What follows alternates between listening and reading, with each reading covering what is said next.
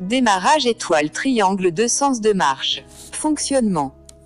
Une impulsion sur le bouton poussoir S2 excite la bobine K, M2 ce qui provoque son auto-alimentation.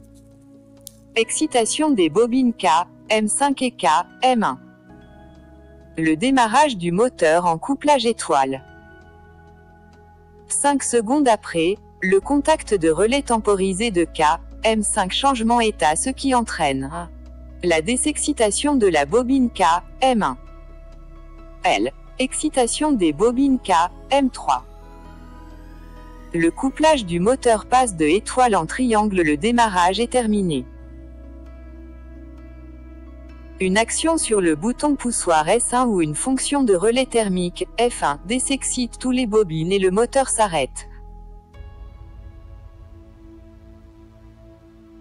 Une action sur le bouton poussoir S3 excite la bobine K, M4 ce qui provoque le même cycle décrit précédemment avec une inversion du sens de rotation du moteur. En effet, il y a inversion de 2 phases dans le circuit de puissance. Remarque. Il faut verrouiller électriquement et mécaniquement les contacteurs K, M1 et K, M3. Ainsi que K, M2 et K, M4 pour éviter les courts-circuits. Composants schéma de commande. Fusible sectionneur Q, 2 et Q, 3. Transformateur. Contact précoupure Q1. Bouton poussoir N. F, S1. Bouton poussoir N. O, S2 premier sens de rotation. Contact N. O, 2K. M2 13 à 14. K. M1. Bouton poussoir N. O, S3 deuxième sens de rotation. Contacteur, K, M4. Contact N, O2K, M4 13 à 14. Contacteur, K, M1. Contact N, F2K, M1 28 à 29. Contacteur, K, M5. Contacteur, K, M3. Contact N, F2K, M3 28 à 30. Contact N, O2K, M3 13 à 14.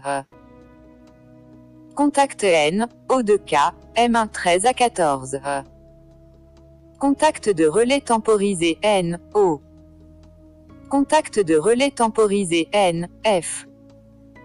Contact N, F de relais thermique F1.